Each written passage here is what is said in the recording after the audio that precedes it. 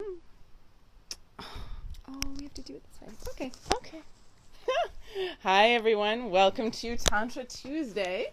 Hi. I have a special guest with me today. Some of you may know Jolene Bobinski. Yes. Thank you for being here. Thanks for inviting me.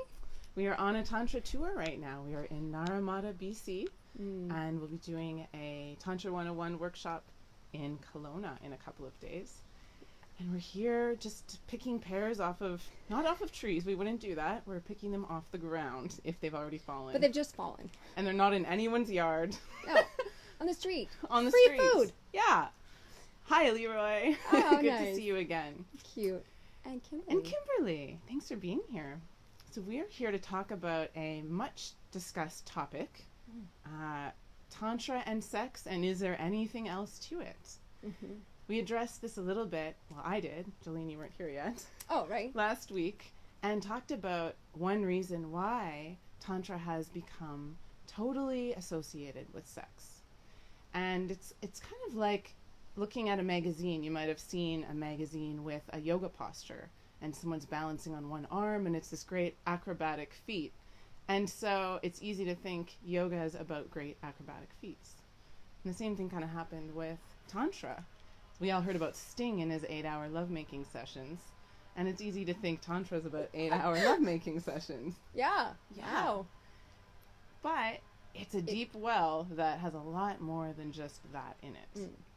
And so last week I touched on one of the reasons why these two have been so mixed up in this confusing way for us.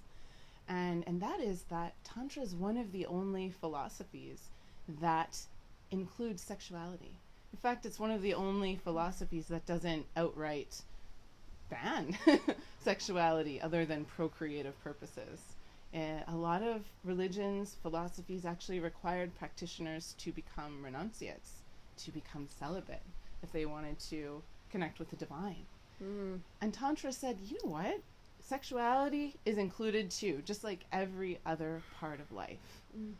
And the whole topic of what is Tantra is probably about a 25,000 hour lecture.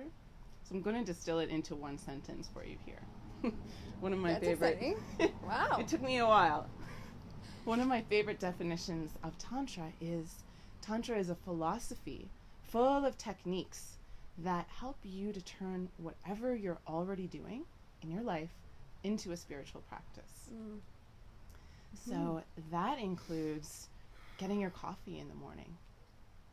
I love coffee.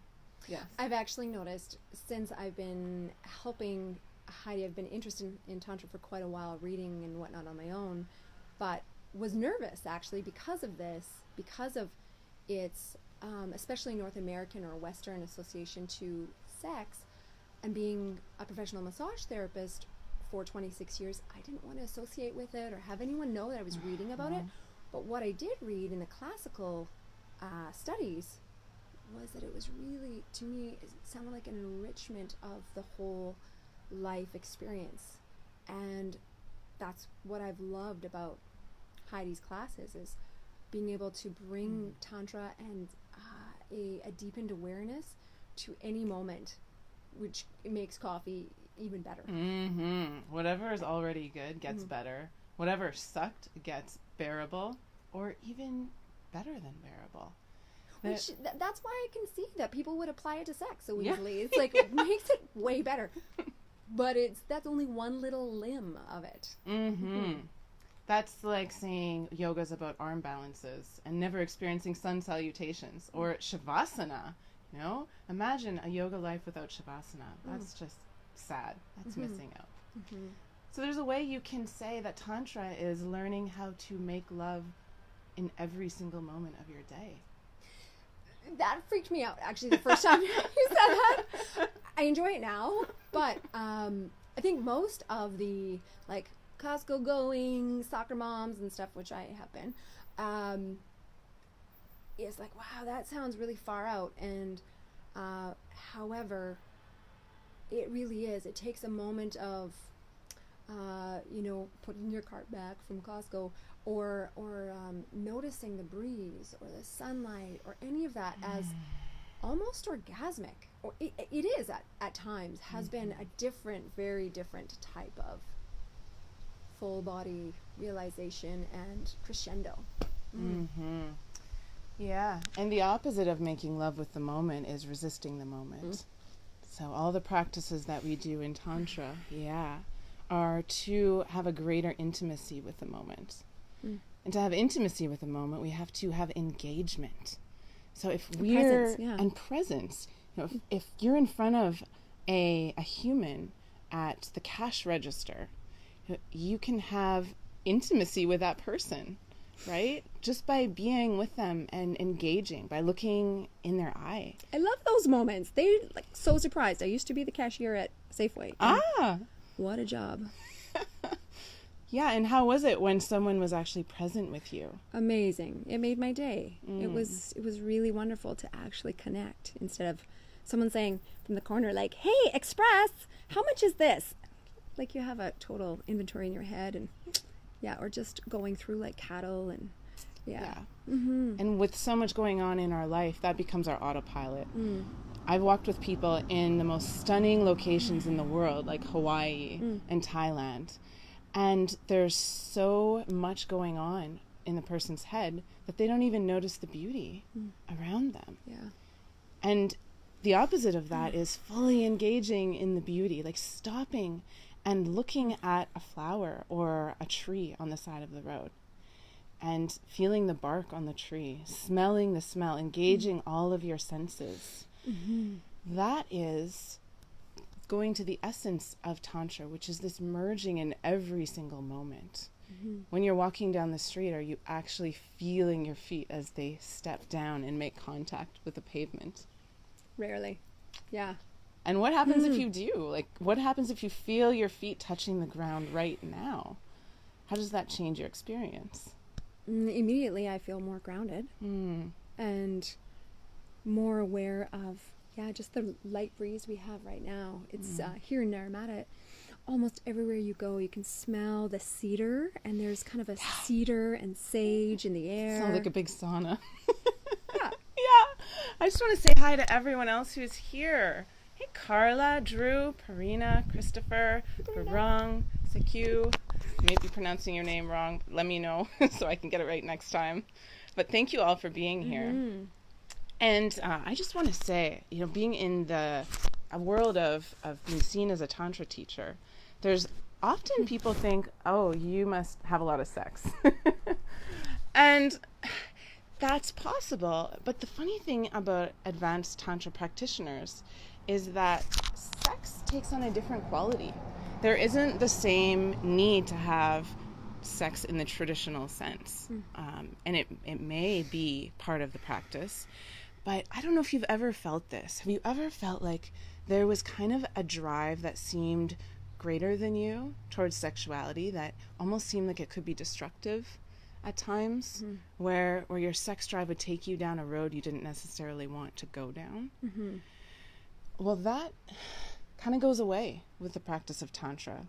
Because imagine if you're already making love with every aspect of your environment throughout your whole day. You feel quite satiated. You're having sex already 24/7, Not that your sex drive dries up or anything. Quite the opposite. Not get that caveat. That doesn't happen necessarily. No, your sex drive expands to include so many more things. Yeah, it's more of a sexuality. Yeah. So you're already having that experience of union that sex gives us during your whole day. And then physical sex is like, why not? Like, let's do that. That'd be great. And it's kind of the difference between someone who hasn't had a meal in a really long time, who's desperate and will take anything you give them. And the difference between someone who's had 3 square meals but walks upon a dessert buffet and thinks, why not? This would be really tasty. This would be really enjoyable to have this dessert. So let's do it. And the other thing I want to say about this and the why, because we sit around and we talk about why, when I tell people that I'm a Tantra teacher, do people their face gets red, they turn away, they put their hands over their children's ears, because there's all of these images of Kama Sutra sex parties that go on. Yeah. Can you Can you explain a little, like maybe the difference between some of the maybe philosophies around some of neo? Is that I don't know if I'm correct, but around neo tantra and classical tantra, or is that the difference? Usually one is more sexual oriented. Can be. Okay. Yeah. Funny thing about classical tantra, most often it was practiced in a room alone looking at a book. And there were no erotic pictures in this book. So classical tantra was mostly done internally. And the sex was happening inside yourself. So it was a uniting of the different aspects of yourself. That did not sound the way I wanted it to. Yeah. It was a sex between your inner masculine and feminine. Yeah. Or a sex between your inner spiritual and your inner material. Or between yourself and a life event that you're having. Yes. Between yourself and your anger. Between yourself and your joy. Yeah. Between yourself and your sensuality. Between yourself and the sunrise. Mm-hmm. That was more common back then. But today, those kinds of things are a little bit subtle. They're a little bit difficult to access. Hey, Guy. Guy's joining us today. Hello. So Tantra evolved to be more approachable and accessible to where we are today. So if you're my Tantra teacher and you give me a practice and you say, draw a black circle on the wall of your bedroom, just a little dot, and stare at that dot for 1 hour without blinking. Wait, no, I can't do that. That's your tantric practice. Why? Seriously? That is a classical tantric wow. practice. Yeah, it helps to open the third eye. So that is more typical of something that you might encounter. And there's infinite exercises, so it's not just about staring at black dots. Hey, that's Gina, right? Yeah. Hi, Gina. Hey, Gina. Hey, Haven't Rebecca. met you yet. Hi. And Nice Rebecca. to see you Hi. here. Yeah, so this practice of staring at a dot, that might not inspire you to learn Tantra. No. If I assign Not you at that all. as your No. first mission.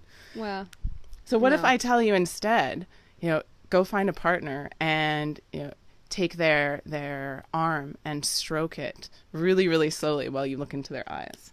that's way more up my alley. I like Okay. touch. Touch is my number one love language. Okay. So you see in this really brief example how more accessible the Neo-Tantra practices are to us today. All of our ADHD mentality, multitasking, go, go, go. It's so difficult to sit down and stare at a dot in your bedroom and unite with the divine and have sex with all of your inner qualities. Yeah. Wow. But to sit in front of another human being and fall into their presence, sink into their presence, feel the touch, smell them, this is hard to ignore. The divine is hard to ignore in this form. I like one of the things that you've said previously that I remember is that Tantra is much like experiencing the divine through all of your senses, through relationship to the world, to anything you experience through your senses. Yeah. Is that right? For sure. Okay, Yeah, that relationship and making all of your relationships more intimate is the way to have that moment by moment lovemaking. And the funny thing is, you may find that the Neo-Tantra practices are a portal that you walk through, and then you cultivate your senses, you heighten your awareness, and suddenly that dot starts to look sort of enticing. It might happen. It may It happen. may happen. Never say never. Back then when all this started, there was far less going on. There was far less noise. There was far less, there was no technology. And so the subtle practices were more accessible. And today we kind of need a greater doorway, a more obvious doorway to walk through before we can start accessing these things. And one last reason why sex and Tantra go hand in hand and have been associated so closely. This is just my own personal theory. If you think about taking a poll of 100 people on the street and asking them, have you ever had this moment of complete unification with your entire surroundings? How many people do you think would say yes? Not a lot. I've asked a few. Okay, so what are we going to give, like, out of 100? 2. No, Two? maybe 4. 4. 4 out of 100, okay. So what if we ask that same group of people, have you ever had an orgasm? Oh, I'd say a lot more. A lot more. Probably but not, I'd say only, well, maybe 65, 70%. Okay. So it's more. I guess, yeah. So it's more. And what about that feeling of unifying and forgetting yourself and being completely in the moment is similar to that feeling of unification? To have those two overlapping and actually being in symphony with each other. Wow. And that moment of orgasm can feel exactly like a moment of meditation. It's the same feeling, or can be. And so my little theory is that God put that in as a little homing device to remind us that there's a state of consciousness available to us. And so that our curious minds can ask, well, if I can feel this way in a moment of orgasm, could there be other times that I could feel this way? And perhaps we start researching Tantra and yoga and meditation to try to come to this feeling that is available to us in every single moment. Absolutely. Not just in sex. But sex is such a beautiful way. It's like our gateway drug. It's like having that experience. Sex is the gateway drug to meditation. That's great. Yeah, it can be. Right? Yeah. Yeah. So we're going to bring this to a close for today. Hey, David and Christian. Hi, guys. Thanks for being with us. We're saying bye for tonight, and we'll see you next week at the same time for Tantra Tuesday. Thanks for having me. Yeah, thanks for being here. Have a beautiful night.